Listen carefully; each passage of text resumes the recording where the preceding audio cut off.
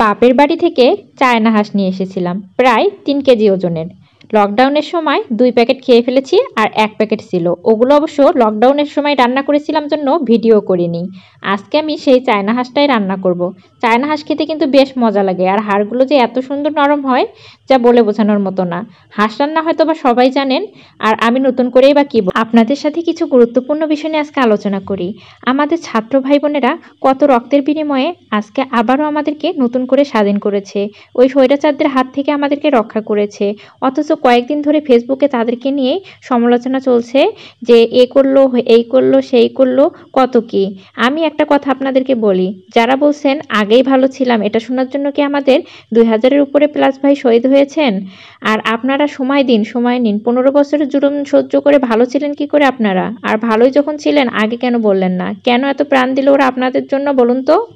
তবে আমি এটা মন থেকে চেয়েছিলাম, যারা ত্যাগের বিনিময়ে এদেশকে স্বৈরাচারের হাত থেকে রক্ষা করতে পেরেছে তাদেরকে উপদেষ্টা পরিষদে রাখলে এই বাংলা অতি শীঘ্রই উন্নয়নের দিকে এগিয়ে যাবে। এটা আমার নিজস্ব মতামত ছিল। আবার যেদিন থেকে হাসিনা পদত্যাগ করেছে, তারপরে যেদিন আপনাদের উপদেষ্টা পদে আমাদের 2 সমন্বয়ককে দেখা গিয়েছিল, সেদিন থেকে আবারও সমালোচনার মুখে তাদেরকে পড়তে হয়েছে।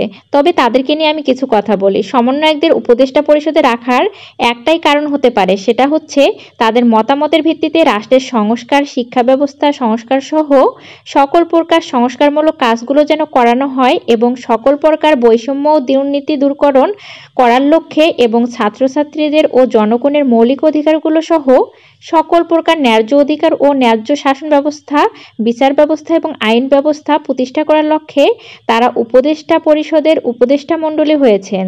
তারা যদি উপদেষ্টা পরিষদে না থাকতো, হয়তোবা তাদের মতের বিরুদ্ধে আবারও দুর্নীতি, বৈষম্য, অধিকার এদিক সেদিক করতে পারে তারা। কারণ ছাত্রছাত্রীদের প্রতিনিধি হিসেবে সমন্বয়কদের 2 জনকে আলোচনা সাপেক্ষে উপদেষ্টা পরিষদে রাখা হয়েছে। এটা আমার একান্ত ব্যক্তিগত মতামত, দয়া করে কেউ অন্যভাবে নেবেন না। আর যদি আমার কথাগুলো আপনাদের ভালো না লেগে থাকে তাহলে ইগনোর করবেন।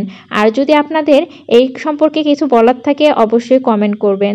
যাই হোক, এদিকে কিন্তু দেখুন আমার মাংসগুলো সুন্দর কষানো হয়ে গিয়েছে। আমি কিন্তু আজকে হাঁসের মাংসে 2টা রসুনও দিয়ে দিয়েছি। আর হাঁসের মাংস কিন্তু অল্প পানি দিয়ে কষিয়ে বারবার রান্না করতে হয়। যখন দেখবেন এরকম তেল উঠে গিয়েছে তখনই একটু একটু করে পানি দিয়ে মাংসটা রান্না করতে হয়। আর চায়না হাঁসের মাংসের স্বাদ কিন্তু একটু অন্য রকমের, আমার আবার খুবই পছন্দ। ভেবেছি এবার বাড়িতে গেলে আবারও একটা হাঁস নিয়ে আসবো। খুবই ভালো লেগেছে। আর একটা হাঁসের 3 কেজি ওজন হিসেবে অনেক মাংস হয়েছিল। আমার হচ্ছে এই মাংস রান্না করলে প্রায় 2 থেকে 3 বেলার মতো হয়ে যায়, যদি 4-5 পিস করেও খাই আর কি। এদিকে দেখুন মাংসের কালারটা কতটা সুন্দর হয়েছে। আমার কিন্তু মাংসের রান্নাটা খুব সুন্দর হয়, এটা সবাই বলে। এটা আমি আমার নিজের প্রশংসা নিজে করছি না, তবে আমি কিন্তু মাংসটা নিজের হাতে করা মশলা দিয়েই করেছি। এর আগের ভিডিওতে আমি কিন্তু মশলা তৈরি করে আপনাদেরকে দেখিয়ে দিয়েছিলাম, আপনারা যাদের দরকার তারা দেখে আসতে পারেন। আর আমি কিন্তু এখানে গোটা মশলা ব্যবহার করেছি। হাঁসের মাংসে কিন্তু হিউজ পরিমাণ মশলা ব্যবহার করতে হয়, তাহলে হাঁসের মাংসটার টেস্ট অনেক ভালো আসে। আর আস্তে আস্তে ধীরে ধীরে রান্না করতে হয়, একটু গন্ধও লাগবে না। এদিকে আমি কিন্তু পানি দিয়ে আবারও কিছুক্ষণ কষিয়ে নিচ্ছি। এর মাঝখানে আবারও নেড়ে দেবো যাতে নিচে না লেগে যায়। তারপর আমি দেখাবো যে মাংসটা সিদ্ধ হয়ে একদম ঝোল কমে আসার পর কালারটা কতটা সুন্দর আসে। আরও কিছুটা আমি ঝোল কমিয়ে নেব। আমার কথাগুলো আপনাদের কেমন লাগে অবশ্যই কমেন্ট করে জানাবেন। অনেকের আবার বিরক্তও লাগতে পারে, দয়া করে যাদের বিরক্ত লাগে তারা আমার ভিডিও দেখবেন না।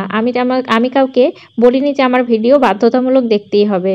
এই যে দেখুন কতটা সুন্দরভাবে পানিটা কমে আসছে। তারপরে আমি কালারটা দেখিয়ে দিচ্ছি। মাংসের কালারটা জাস্ট অসাধারণ হয়েছে কিন্তু। তারপরে খেতেও বসে গিয়েছিলাম।